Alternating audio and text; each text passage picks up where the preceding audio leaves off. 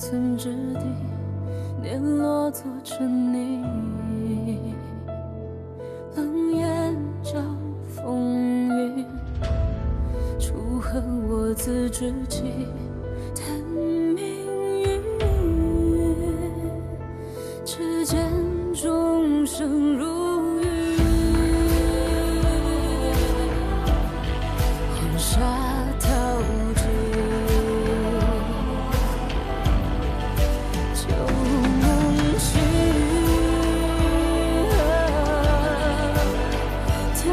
剑如纸，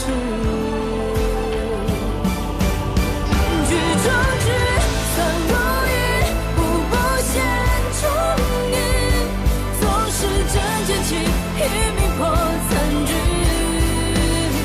举壮志，冷如雨，缓缓虚实境，天地作棋。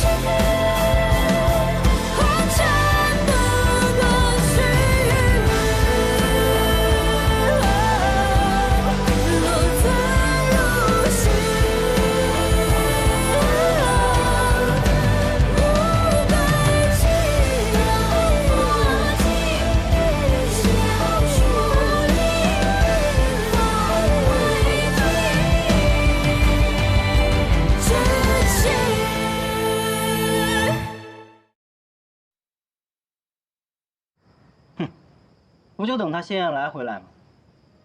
至于咱们这么多人在这等吗？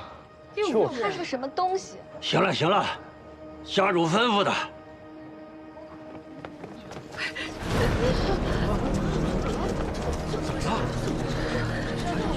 怎么了？是要干什么呀？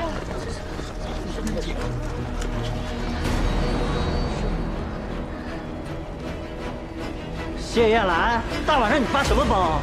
就是发什么疯？谁给你的胆子这么跟我说话？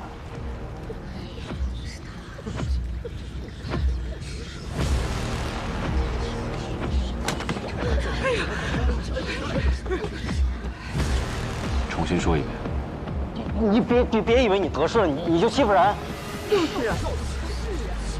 仗势欺人，不是你们最擅长的。 我们谢家可没有这样的破烂货，竟然是公然卖笑，要是笑啊笑啊！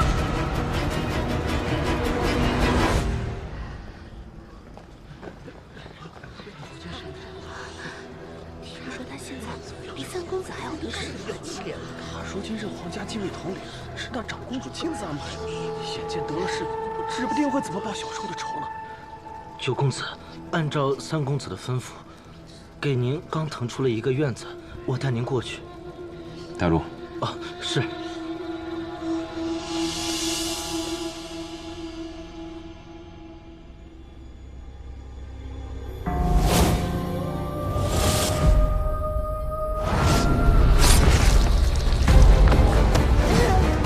阿爹，阿爹！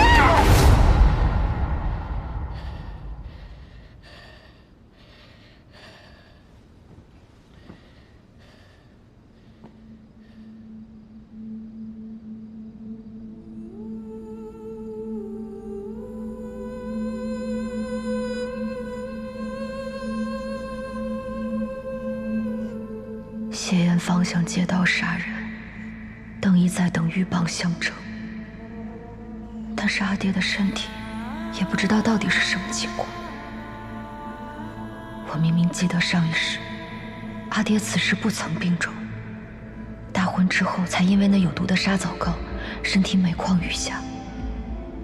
难道是我疏忽了什么？公主，喝点水吧。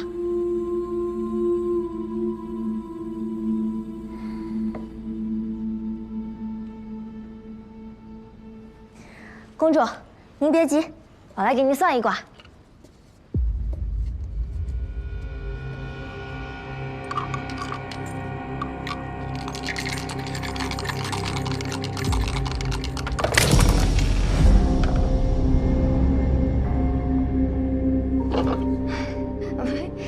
哎，没事，啊，这裂纹朝东是逢凶化吉的兆头。逢凶化吉。他便是极有凶。阿乐，你帮我去给楚唐送封信，再请一个人过来见我。嗯。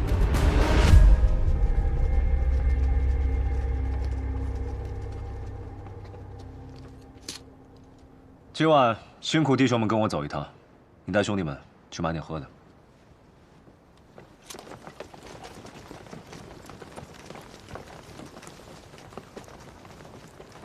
谢统领，长公主有请。我要回云中。长公主可曾知道私逃皇城的后果？我知道。邓毅和谢艳芳必会起疑。阿乐行走江湖时，认识不少道医，偶得医药方，服后高热昏迷，脉象如重病。届时再让阿宇下令，任何人不得探视。嗯，姑一定不会让人来打扰姐姐。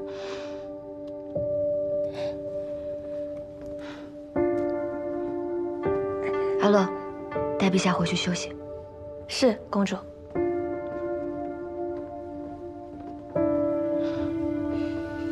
反正我称病不出，正好投了朝臣们的下怀，自然不会有人深究病情真假，这本来就是他们想要的结果。你觉得你能瞒住那2人几时？况且萧寻已经回到了萧南，如果让他得知消息，绝不可能让你轻易的回到边郡。这些，你可都想过？想过。正因为萧寻走了，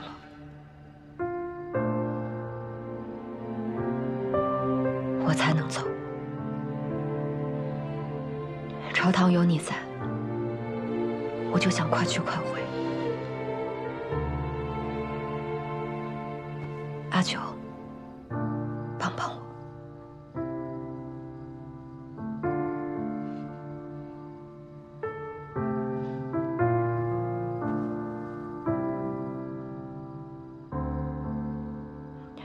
在我和你说的那个梦里，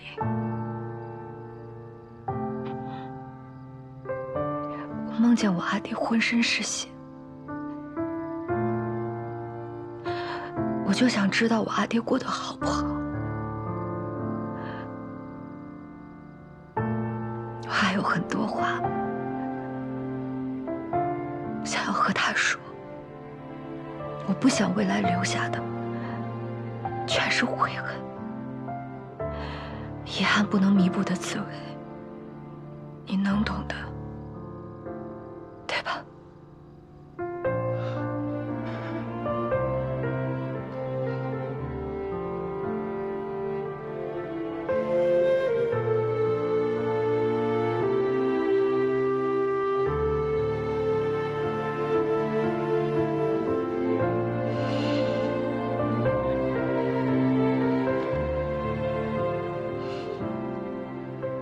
我还是不放心。你知道，你拦不住我。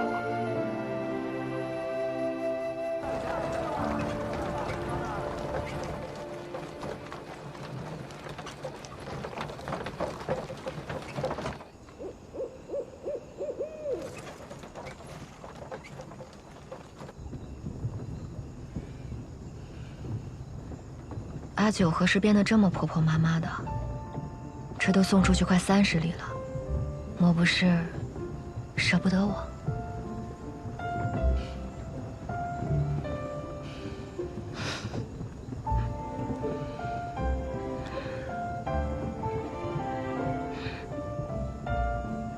你放心，我虽然武艺生疏，可我日日都有勤学苦练。就你那点功夫，遇到真正的高手，根本就不够用。你个小贱蹄子，我看你往哪跑！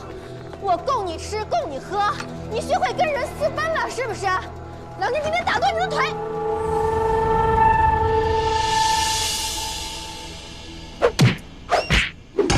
老汉饶命，小的认错人了。二位的这个马车，跟我要找的实在是太想了，怪小的眼拙，一时冲撞了二位。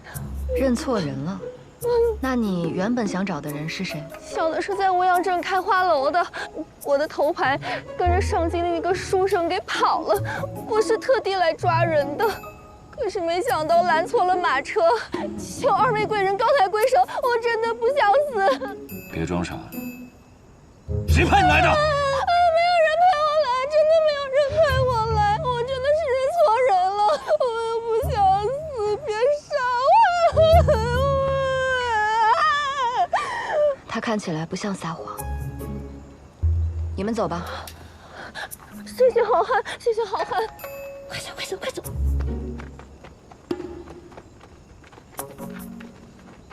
你这点倒是跟老头一模一样，那么容易轻信他人。我14岁就一个人从云中郡来到楚都，好人坏人我还是分得清的。我知道了，但也有例外，不是吗？比如萧寻。你说的也没错，看错人又怎样？知错能改不就好了？何况我相信。 阿九不会让我错第2次的。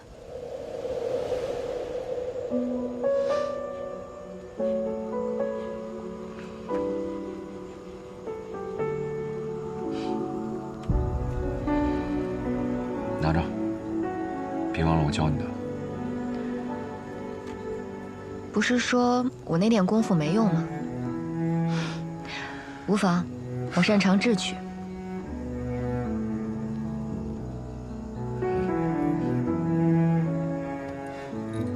这个你也收好。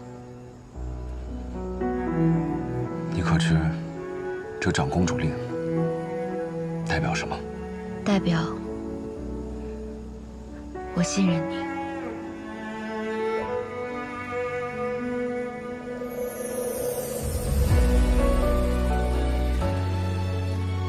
我先暂时替你保管，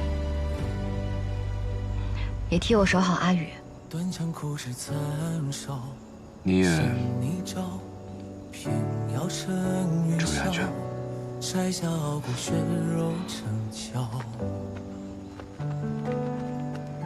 星火在缝隙间熬，烈焰中咆哮，把寒夜烧出破晓。命运困我于囚牢，也不想深愿低头。天黑路远，路上小心。总是有光渺渺，我自桀骜，指尖冲破天光一道，让这满身伤痕成为我心的骄傲。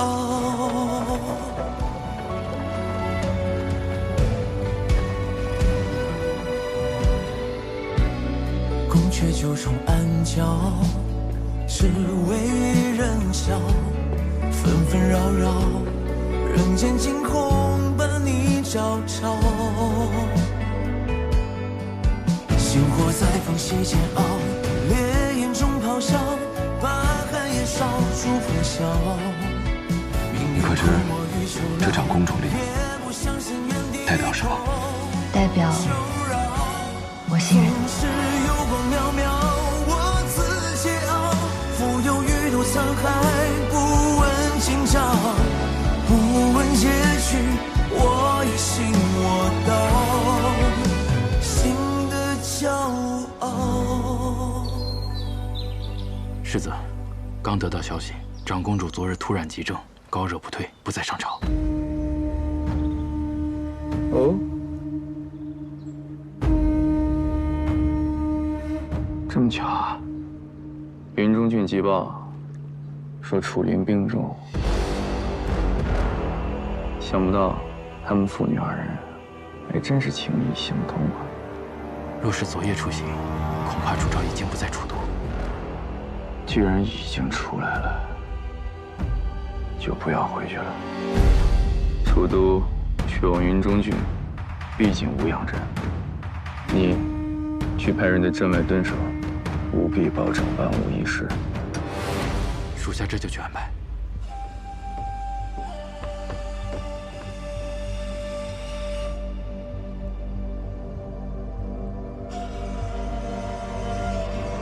马超。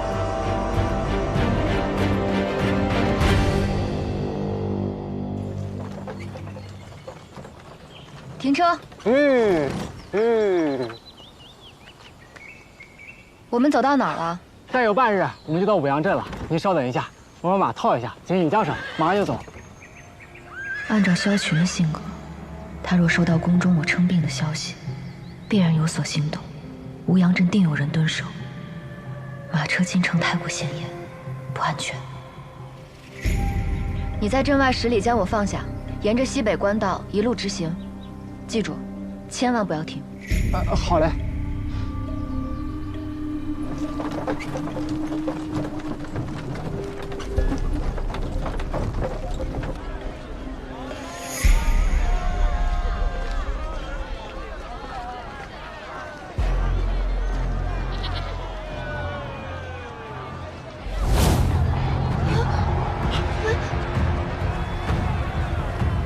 果然不出我所料。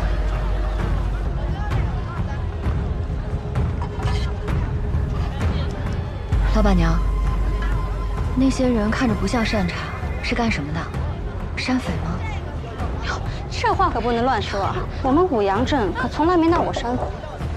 他们啊是乡绅府里的护卫，说是主家逃了个偷财物的丫鬟。抓丫鬟？可不是嘛！领头的那个啊凶得很，连姑娘家的帷帽都要掀开看。老板娘，倒茶。哎，来了。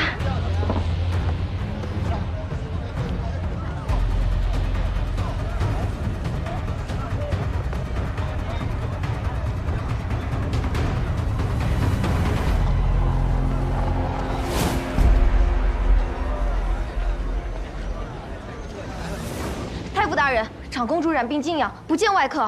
长公主病情牵涉朝堂，本官奉监国之命查问，你敢抗旨，你放肆！监国之权不涉后宫，再往前一步，我的剑可不认太傅。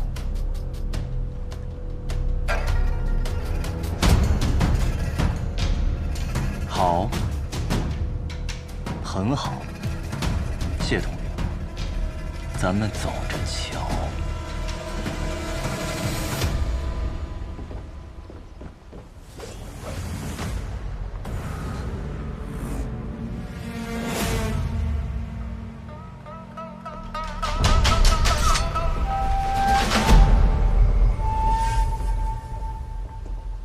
为了他，邓毅都敢得罪。职责所在，谈何得罪？铁鹰离了萧南郡，沿楚都到云中一路布防。你真觉得他能活着到边郡？他可比你想象中的要强大。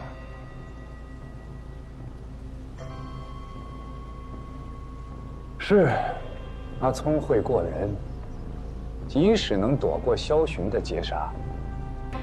可他忘了一件事：去边境这一路，山匪横行，只怕是躲了虎豹，又进了豺狼窝。一个弱女子，若不幸真的遇到这些亡命之徒，你猜她能活过几个山头啊？九弟，好好守着这皇城的安危。免得等长公主死讯到来之时，没人替她大领发丧。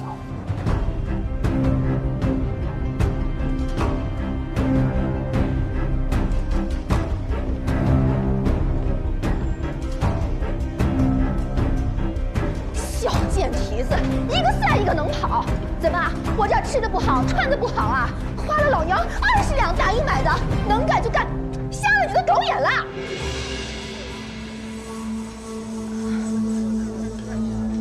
又见面了。让开！大人，西北的官道有马车踪迹，那马蹄铁纹路有些特殊，像是楚都的马匹。报！征北方向杀囚后捡到此物，绣着“昭”字，应该是京中贵女所用。报！东北方向有女子雇了镖队，说要护送她去边境，出手十分阔绰。3处踪迹，倒会故布疑阵。传令，兵分3路，西北、正北、东北方向，全部都给我追！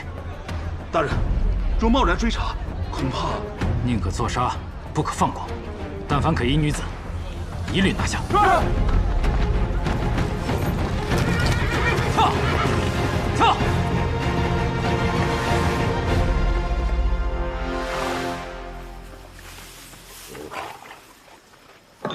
老徐，这牛肉不错。一成，哎，你这驿店虽小，倒是挺会照顾人呐。军爷们往云中郡去送信儿，这一路上风餐露宿，那到咱这儿那跟到家一样，是吧？自然得吃顿好的。这丫头哪儿来的？不是你们这人的。这丫头命可苦了，她爹呀在边郡当差，他们母女俩千里迢迢去投奔，没成想这半路上她娘亲就染上重病了，这眼看着这人就……求军爷们带我去云中郡，我想要去见爹爹一面。这军情紧急，路上耽搁不得。军爷，这孩子懂事儿，路上不会给你们添任何麻烦的。到了云中郡，这个楚将军治下严明，他要是知道你们几个行善，说不定还能给你们记上一功的。你说呢？我们是望城军营的信兵，与楚将军也有过几面之缘。把头抬起来。边郡驻军繁多，报上姓名、来历。哦，他叫……让他自己说。哦，我叫阿福，爹叫杨大春，是云中郡大青山营塞上屯，属楚灵将军麾下。这是爹的信。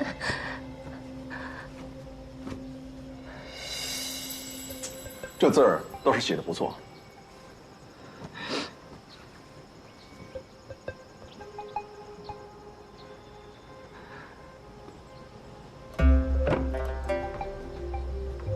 带我们去见你娘，若情况属实，我们便带你上路。哎呦，快起来！我带你们去。娘，有军爷往爹那边去呢。娘，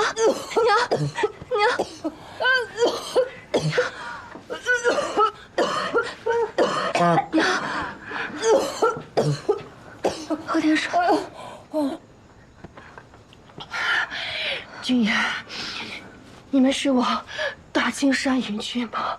不是，不过我们顺路。你的丈夫叫什么？多大年纪？在谁帐下？哎，这爷刚才不是问过了吗？让他自己说。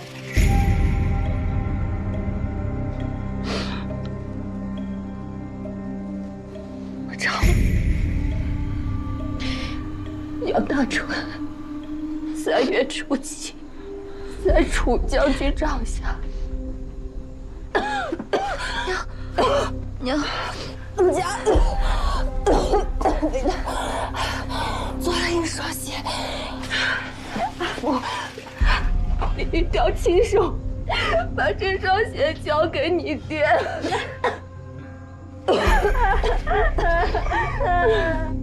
丑话说前头，我们军务紧急，行脚快，行路辛苦。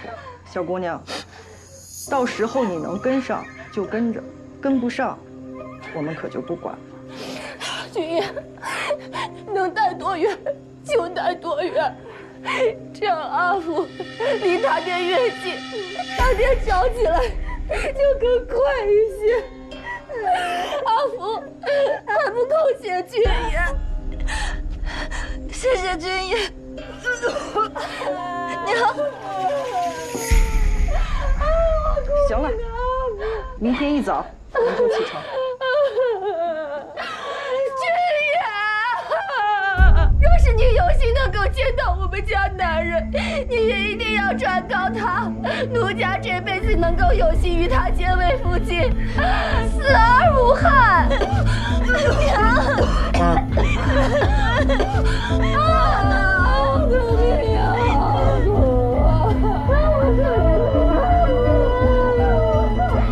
拾吧，我们刑期有定，不能多停留。哎，这边请。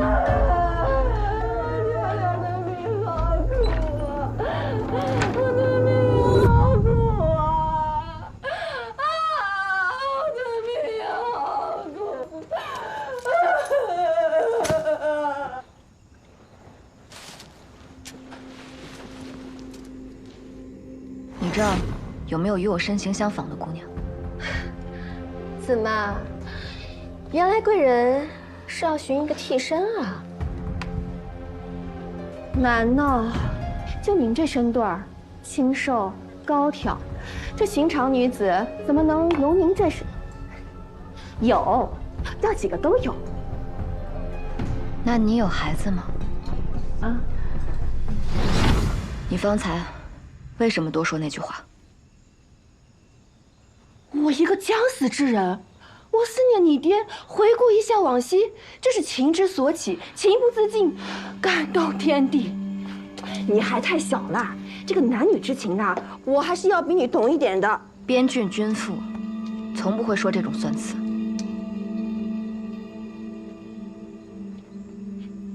哎，怪我行了吧？哎，那明日您真的要跟那些信兵去，不会被识破吧？当然要走，因为我也发现了他们的秘密。什么秘密啊？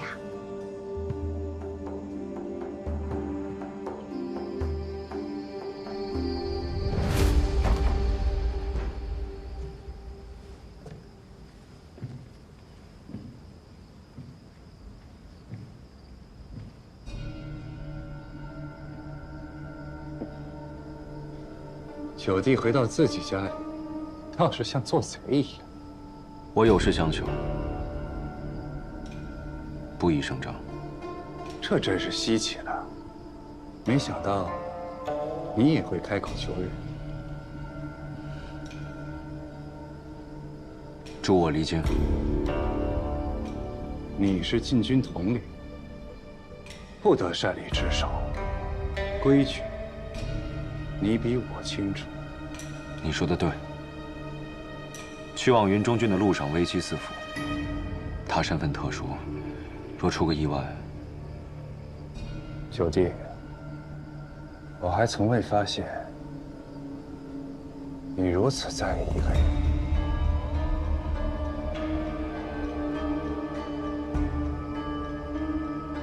长公主可以借病遁走，你若想离京，不脱层皮可不行。可想清楚了。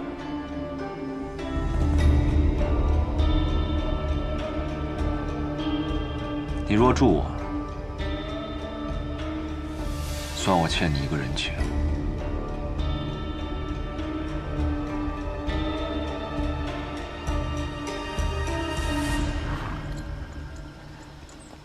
干粮和水囊都备齐了，路上你当心啊！谢谢您，还要辛苦您照顾我的母亲。啊，你就放心吧。撤！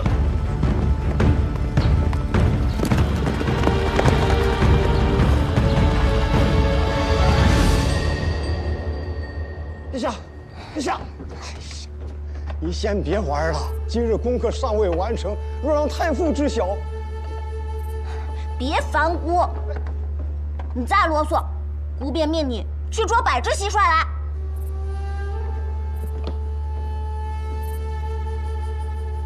陛下为何不读书？舅舅，你来的正好。你瞧，姑这笼子里的蟋蟀，可比《论语》有趣多了。陛下，这御书房可不是嬉戏之地。你敢扔姑的蟋蟀？陛下！大胆谢延来，你敢对姑动手？哎呀，陛下！谢统领，您这是？禁军统领谢燕来御前失仪，推搡圣驾，此乃大不敬之罪。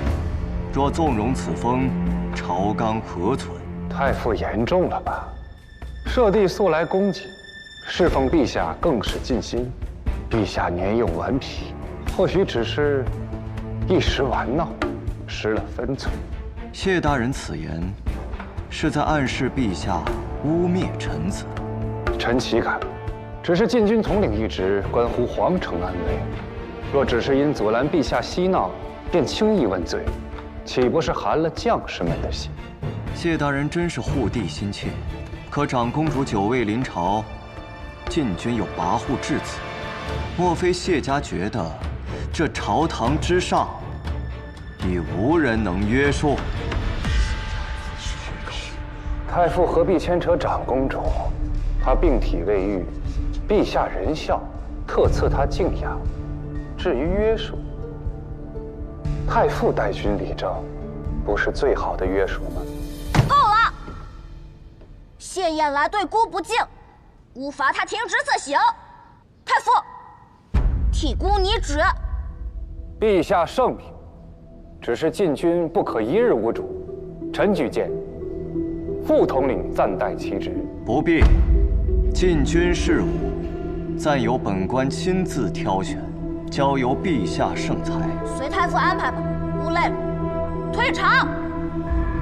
臣恭迎陛下。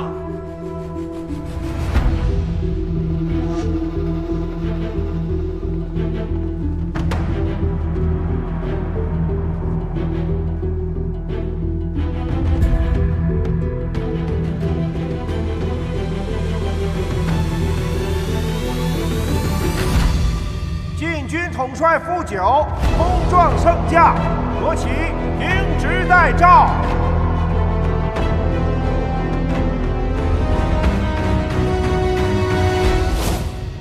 九弟，这是陛下让你捎给长公主的信。我很好奇，长公主到底给你下了什么迷魂汤？边军5年，我不欠人情。就这么放心把阿玉交给我？这皇城里多少豺狼睁着眼呢？所以他只能交给你。他是谢家血脉，也是你的亲外甥。那就将长公主令一并交给我吧。他若信你，自会给你。大局当前，九弟该清楚轻重。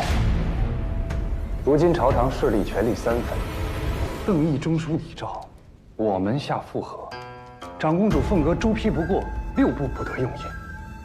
我答应你，会不惜一切护阿玉的周全。我知道你在担心什么，但是你别忘了，长公主令只能阻止邓毅私自下旨，别无他用。若我真想用这块令牌做什么，也必须经过邓毅的玉玺答应。有他在，只是为了方便我与邓毅之间互相制衡而已。所以九弟，你不用怀疑我的用心。更何况，没点交换，怎么让我心甘情愿完成你的买卖？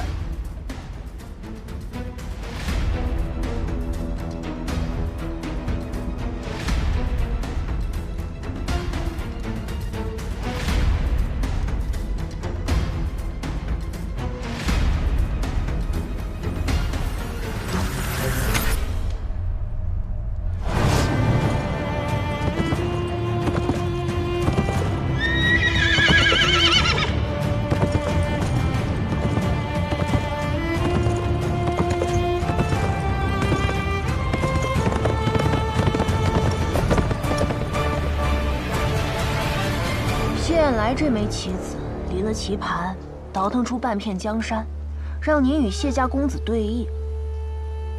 大人不打算趁小皇帝羽翼未丰，布个君臣恩义的局？萧雨这孩子，幼时受惊太重，人一多，就爱往楚昭身后躲。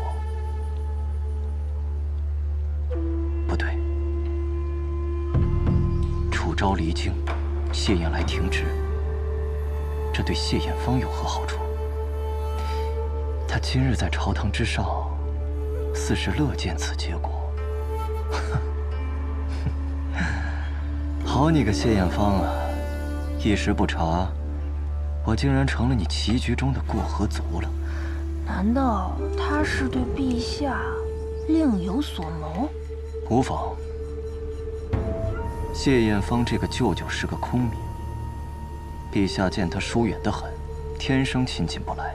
就怕谢艳芳抢个先手，打我们一个措手不及。放心吧，他不敢轻举妄动。毕竟朝堂这盘棋，既要抢先手，也怕落错子。只是楚灵若死，说墨铁骑直逼楚都，届时恐怕您与谢家谁都不能全身而退。你说的对，所以这局棋虽不知道对方如何落子，但我与他皆知，楚灵现在不能死。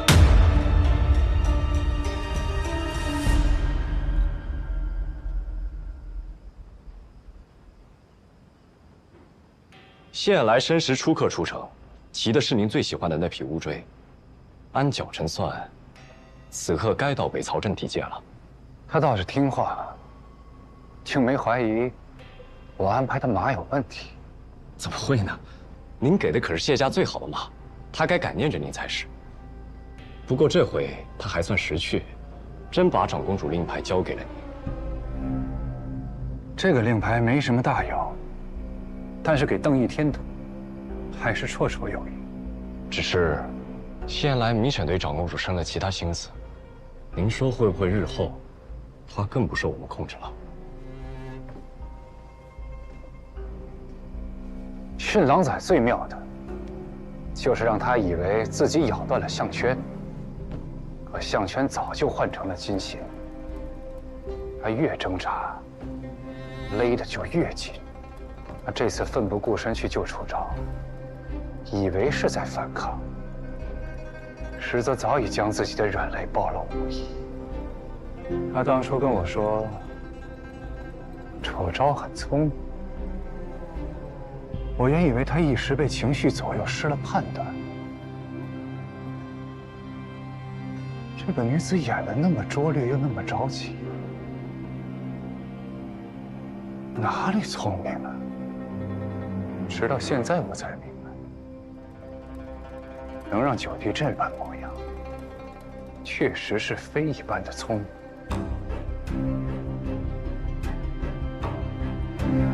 是我眼拙了，没看出你还有这般玲珑手段。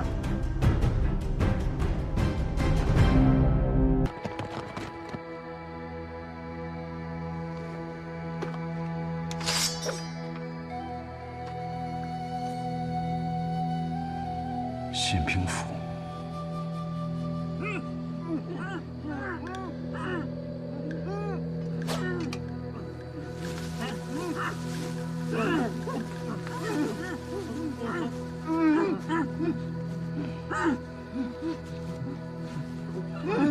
这是边军惯用捆绑犯人的手法，难道出内贼了？我们是望城信兵，山匪穿了我们的衣服，往北曹镇那边的驿站去了。北曹镇驿站直通云中郡。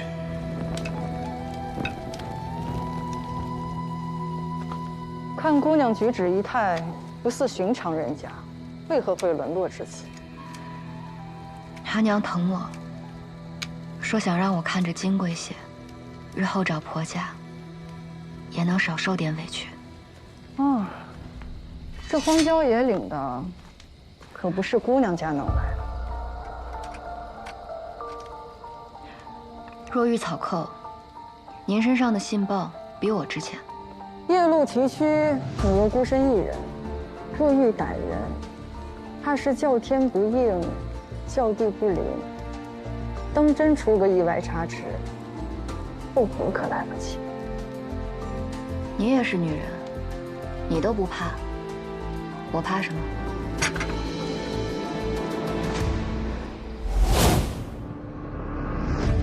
说话时头部无突出，桡骨角度平缓，锁子甲肩胛下垂3寸，说明肩部窄于正常男比。膝盖垂直内收，落地时足尖先触地，而非全脚掌，是女子避免裙摆沾尘的下意识动作。破绽不在于伪装，而在于习惯。婶子，你的样貌伪装得很好，但长久以来的动作习惯却骗不了人。你早就知道我们不是性兵。我从小在军营长大，没有人比我更了解士兵。而且，你们的种种行为不像是性兵，倒像草寇。既然你已经识破，为何还要跟我们走？婶子不也一样吗？丽娘的那句至死不悔，到底还是露了破绽。你早就看穿了，不也还是让我跟着吗？想从我身上得到什么？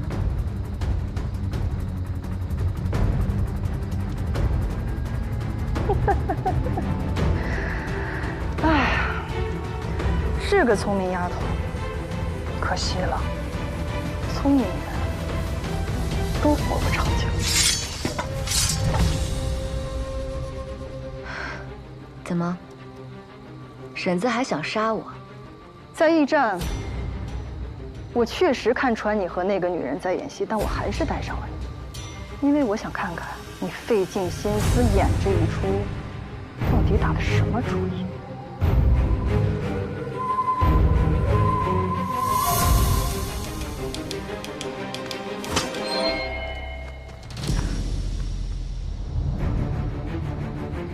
把刀放下。我说，把你刀放下。阿九，你们到底是谁？你们假扮信兵，是想截获情报。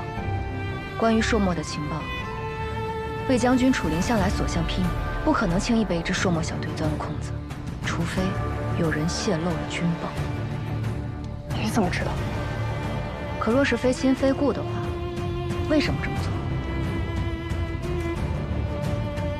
除非你们是朔漠人。朔漠人不可能穿过云中军。我们是苍木寨的人。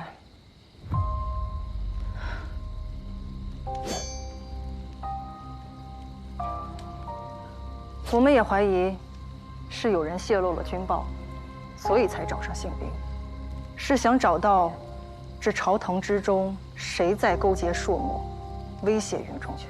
苍木寨向来神秘，鲜有人知，而且从不过问朝堂之事。你们为何要管这件事？我听闻当年楚将军剿匪，杀了你们的先寨主木棉红，你们不恨他吗？为何还要帮他？我们虽是一介山匪，但家国与私怨孰轻孰重，我们还是知道的。楚大将军驻守边郡20年，守护大楚平安。若被朝廷中人勾结朔漠，因私加害，大楚危矣。又何况这小小的苍木寨？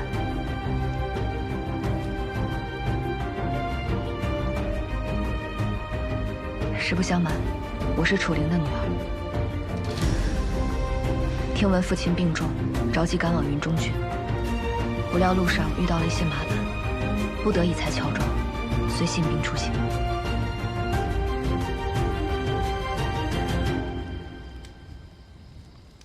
二位若遇到麻烦需暂避的话，可要随我上苍木寨。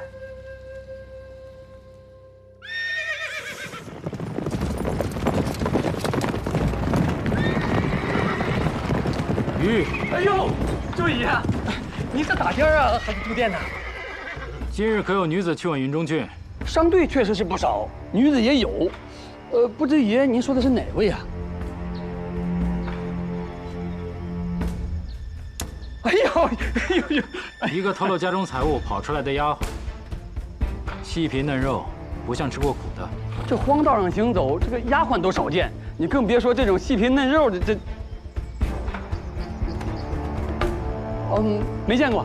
撒谎！见过。徐总，他到底在哪儿？容小的好好想想啊！我想起来了，有这么个人他前2天在这暂住，说是去云中郡探亲，后来就跟着一队新兵走了。我也不知道他去哪儿了。但是我知道他娘亲的下落。娘亲啊，对，他娘亲雇了个马车送自己回咸阳老家了，就是往北3里地那个车马行雇的。撤！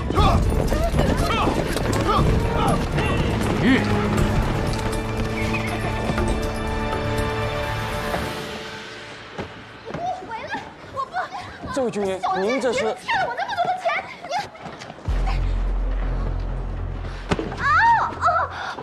你！前几日，可有个叫阿福的姑娘来过这儿？军爷说的是什么话呀？咱们这儿的姑娘这么多，哪能记得住名字啊？别装傻！他花钱雇你演戏，然后跟着新兵走了，是不是？是，他骗光那几个新兵往云中郡方向去。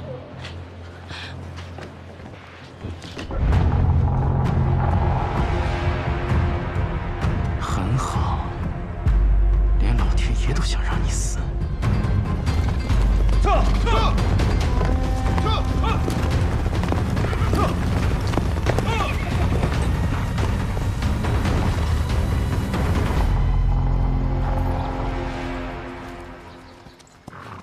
这片林子处处透露着古怪，机关陷阱不下100余。倘若这只是一个贼窝，未免也过于隆重了。他们真的可信吗？我不确定。不确定，你非要来这儿？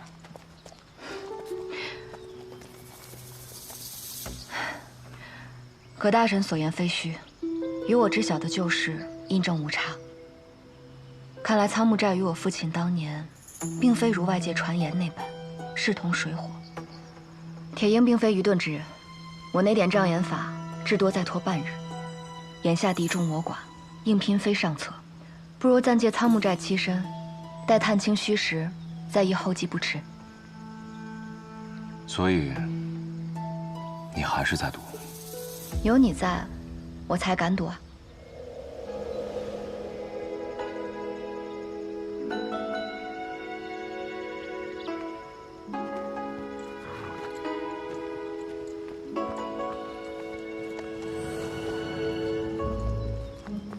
你还得意上了？昨夜你分明没有自保之力，但你却惹怒那些山匪。你可知道，昨夜我若是晚到一步，你可就成刀下亡魂了。他们若是想杀我，早在我揭穿葛大神女扮男装时就动手了。所以你就敢赌命？这个时候，葛大婶带人假扮信兵窃取军情，一定不是为了害我爹，而是为了查明真相。换言之，他的确是在帮他。你就不怕刚出虎口，又入狼窝？虎口拔牙，狼窝犯险，不就是咱俩每日都在做的事吗？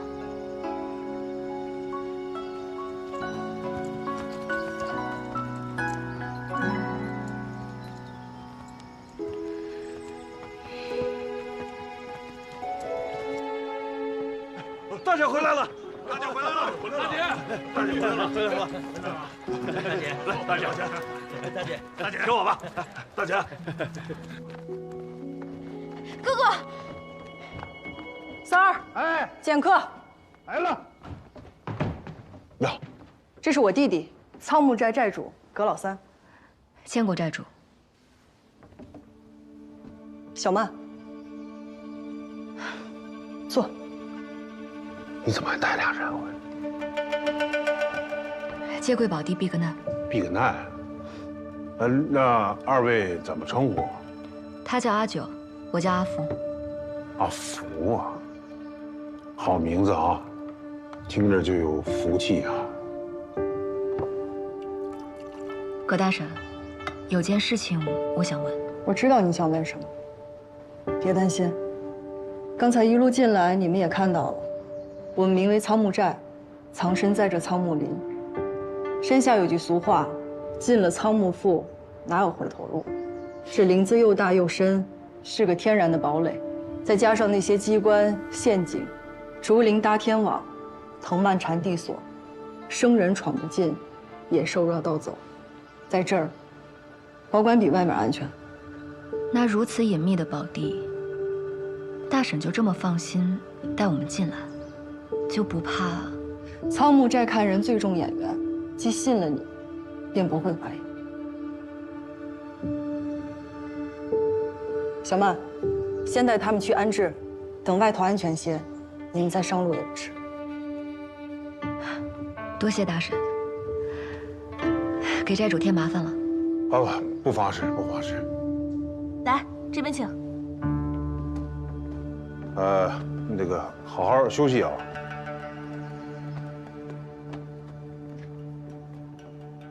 姐，她。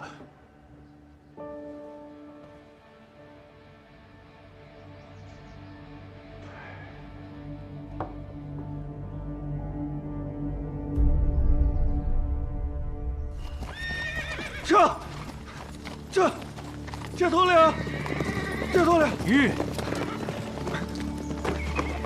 这头领，不好了，我们要追的新兵队和长公主，全部在仓木寨方向，消失得无影无踪。跟去的兄弟，全部丧命在了仓木寨山匪手里。仓木寨，我答应过世子，我一定会把楚昭的人头给他带回去。全体听令，加快速度，向仓木林进发。一个活口都不要留，我倒要看看这帮山匪余孽有什么能耐护得住他。驾！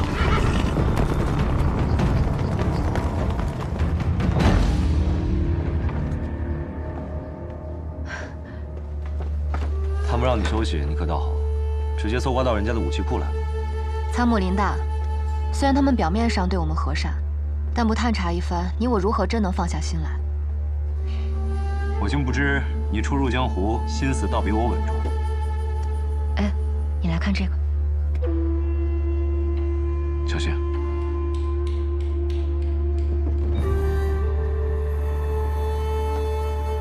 机括改装了7处，增加了2丈的射程，却减少了后坐力。这是边军对战朔漠的时候用过的改装公弩。你怎么知道？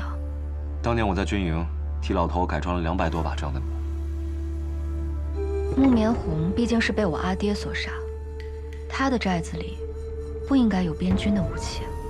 不止，我在选你的时候，救下了被葛大婶劫持的新兵，他们给他绑了绳结，也是边军常用的打法。你的意思是？或许老头当年并不是为了剿匪。什么意思？你是说我阿爹他？你们等我一会儿。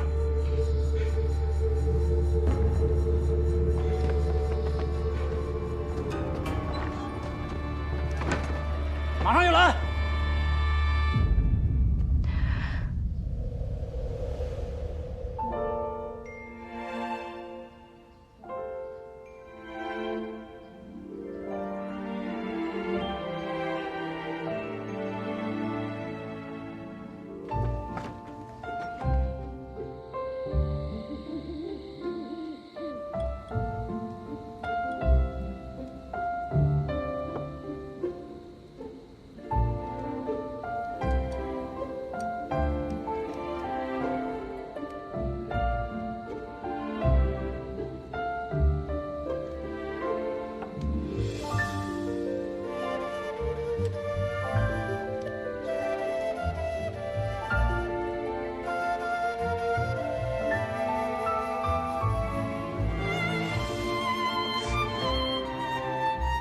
长公主这手法，多少带点私人恩怨。我离京时，是谁承诺会替我守好皇城的？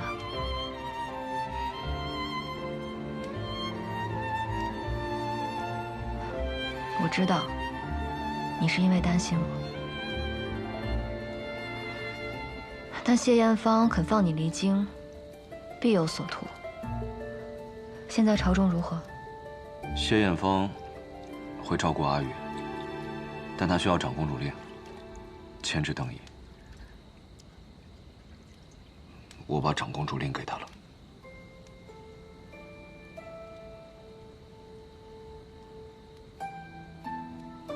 也对，你那三哥本就是个不见兔子不撒鹰的主。若你离京，也只有他能够保护好阿宇。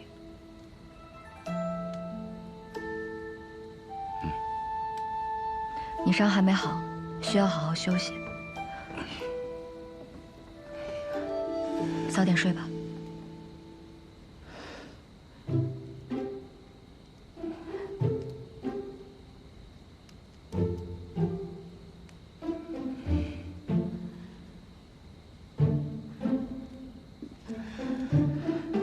他们就给了我们一剑法。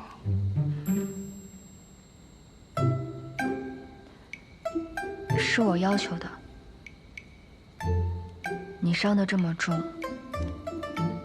如果离我太远的话，我怎么保护你？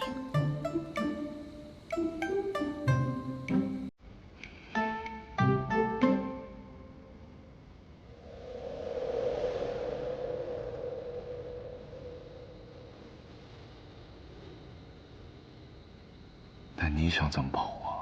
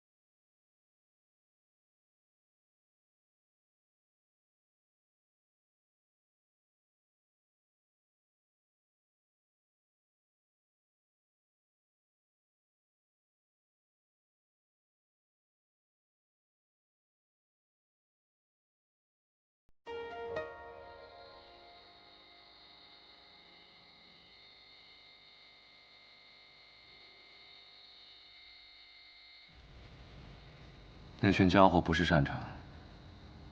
萧巡的陷阱，从来都不是表面的杀招。方才守门的小卒用白狼羽报信，说追兵已被全部截杀。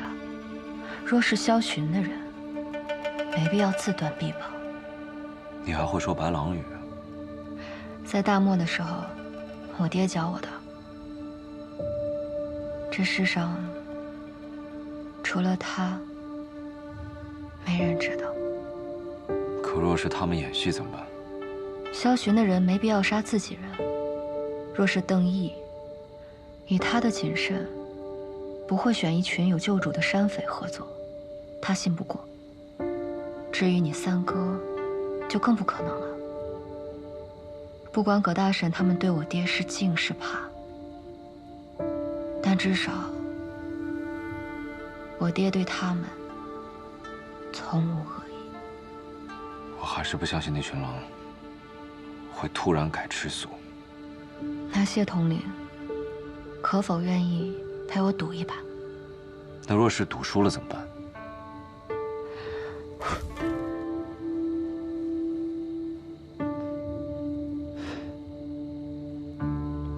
那至少黄泉路上有你作伴。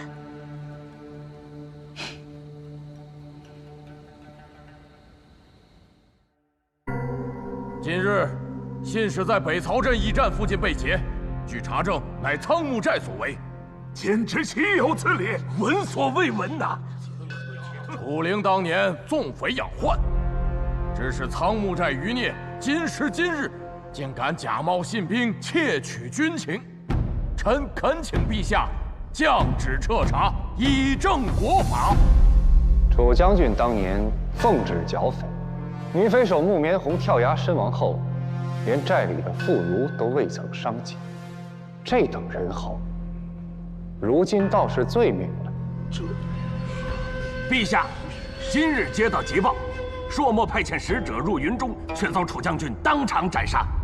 朔漠与大楚本来就摩擦不断，这当如何是好啊？两国交战，不斩来使，楚灵此举必致朔漠起兵，纵匪之名可容，这引战之罪可不能赦。前有朔漠突入范境，后有朔漠使者深夜持密函潜入楚将军营帐，这还不是刺探军机？太傅所言甚是。楚将军掌管边军几十年，固若金汤，上次差点失令，定是有细作送出布防。此等非常之时，可行非常之事。按大楚律，如遇敌情不明，可先斩后奏。楚将军何罪之有？陛下，楚将军年事已高，边军防线屡出疏漏，还请陛下另择良将。此言非虚，朔漠蠢蠢欲动，一旦战事起，边郡确实需要提前有所准备。但至于这人选如何，还需陛下圣裁。楚将军镇守云中20载，每朔漠进犯都是铩羽而归。不知诸位选出来的人才，有几个能比得上他军功卓绝？良将非一日可得，但也不能将边郡的安危皆系于一人。谢大人不必担心，本官自会搜集朝臣们的意见，挑选出最合适的人选，赴任云中，为楚将军分忧。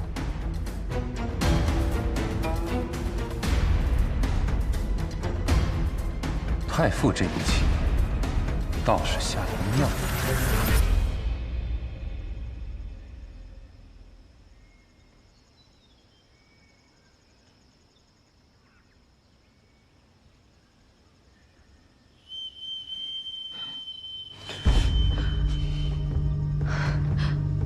这是杀胡哨。没错，边军专门应对骑兵突袭的警报。你嘴挺硬啊！说不说？你要不说，我就把你剁碎，扔到了山里喂狼。不要！说不说？哎，你们怎么到这儿来了？我在这办点正事儿啊，先不招呼你们了。交给我吧。啊？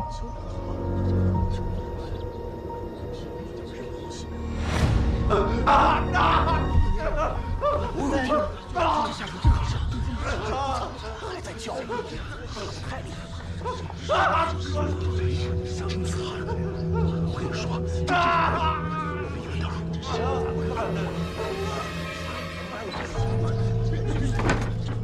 直接让他真是看不出。怎么样？他招了，他们昨天就进入了苍木岭，并且探寻到了苍木寨位置，人马今夜就会赶到，我们提前做好准备。那我得告诉我姐去。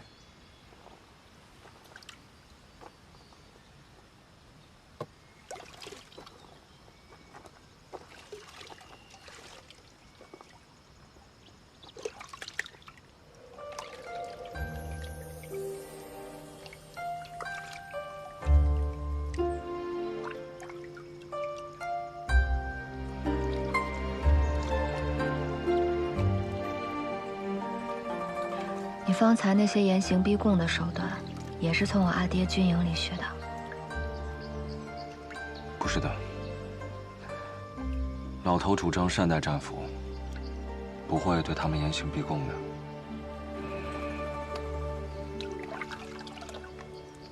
你不怕了？我有甚可怕的？我自幼在军营长大，还是见识过杀伐和血光的。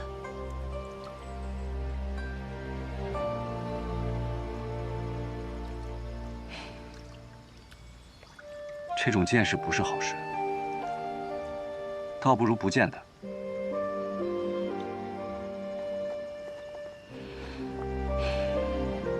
可人生在世，谁又有得选呢？我不愿杀人，可有人要来杀我。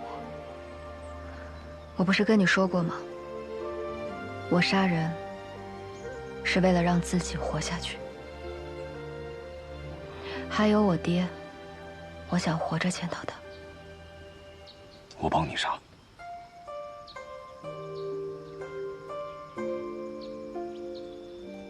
姐，追杀他们的是收南王世子收群的人。小地方招待不周，都是些粗茶淡饭。望长公主海涵。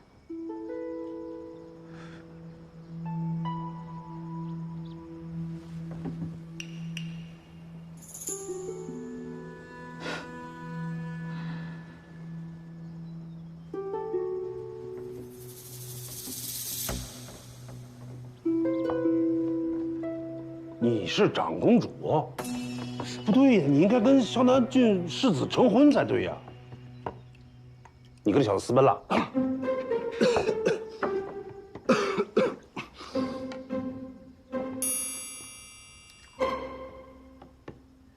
因为萧巡骗了我，他所求的，从始至终都只有我爹手里的20万兵权，但我不会让他得逞的，绝不。哎，那你是楚灵的女儿，那楚灵有没有跟你提过你娘是谁？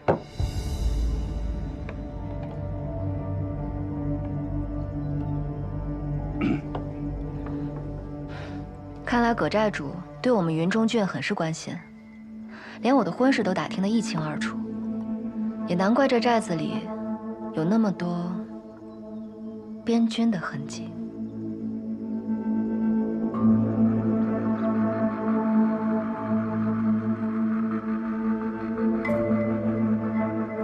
话都说到这份上了，婶子不妨如实相告，当年我爹上苍木寨剿匪，到底有何隐情？没什么隐情，不过就是楚将军杀了我们仙寨主而已。那你们还对他如此在意，半点不把仙寨主的仇放在眼里吗？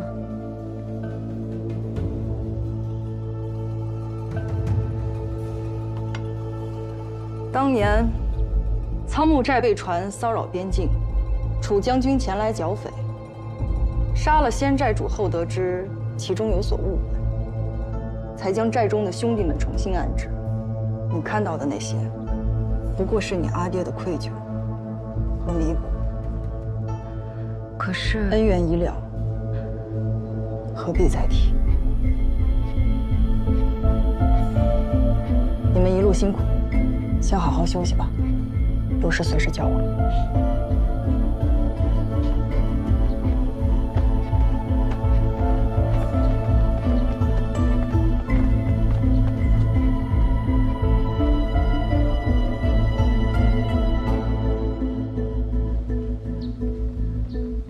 这群人不似寻常的草寇，他们说老头当年剿匪、错杀好人的故事，变得是有些许敷衍。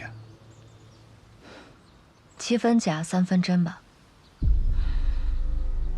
我相信我阿爹是真的想护着这个寨子，我也至少能够确定，他们对我们没有恶意。至于其他的，世人都有秘密，何时能够窥见，就看机缘了。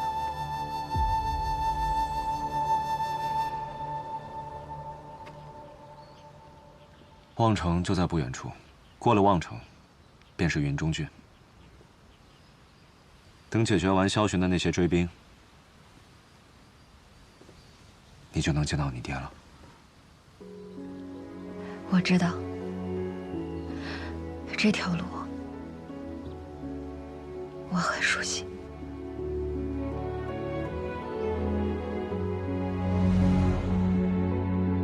当年我就是沿着这条路，远离父亲，远离云中郡，远离爱我的一切，走向那个万劫不复的地狱。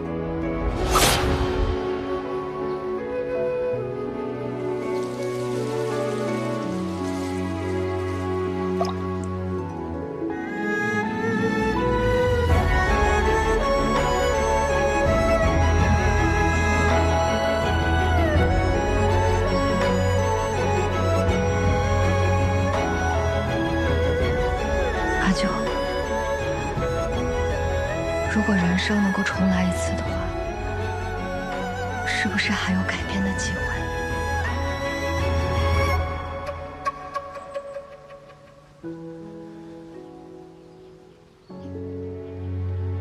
人生如果重来一次，阿晓，以后谢府就是你的家了。娘，娘！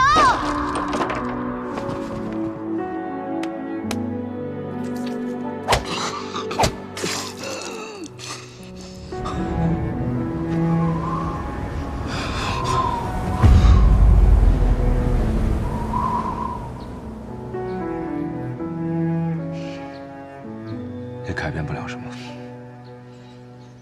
但于我而言，确实有所不同了。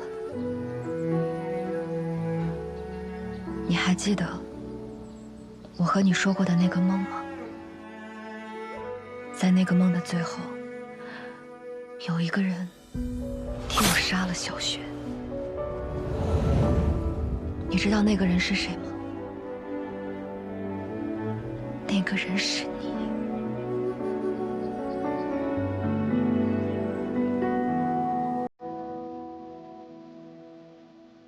你替我杀了小雪，替我报了楚家的仇。但这一次，我一定要自己来，即便是偶尔心中仍存惧意，即便前路是万丈悬崖，但我也万山无阻。风霜万里踏过，人等走孤岛，半生飘摇，只因天涯无处停靠。星火在风息间熬，烈焰中咆哮，大海也烧出破晓。命运困我于囚牢，也不想向人低头。求饶，总是有光渺渺，我自桀骜，浮游于路沧海，不问今朝。问了你一句后害怕什么？不问结局，我已不论那个梦是真是假，直面它，抓它，战胜它。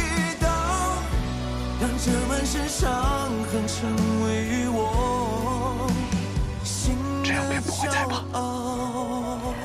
我不怕，我和我阿爹都会好好活着。烈焰中咆哮，把寒夜烧出火晓。命运困我于囚牢，也不想向人低头。求饶，总是有光渺渺，我自桀骜，浮游于路沧海，不问今朝，不问结局，我已信我道。无趣路遥，流言生于浮躁，也要燃烧，指尖冲破天光一刀，让这满身伤痕成为我心的骄傲。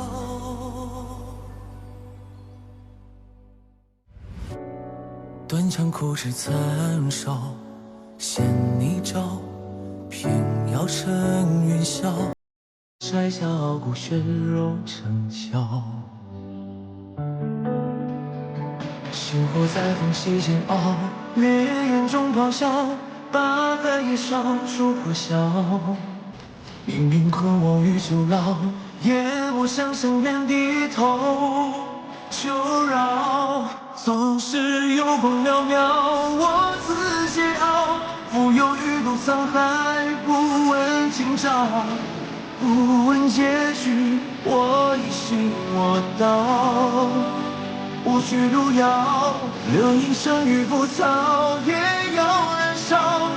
指尖冲破天光一刀，让这满身伤痕成为我心的骄傲。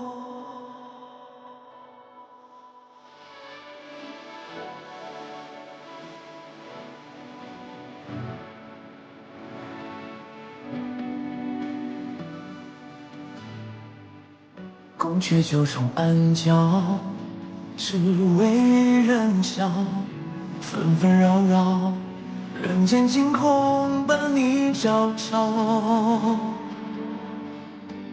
星火在旁细煎熬，烈焰中咆哮，把寒夜烧出破晓。命运困我于囚牢，也不想向人低头求饶。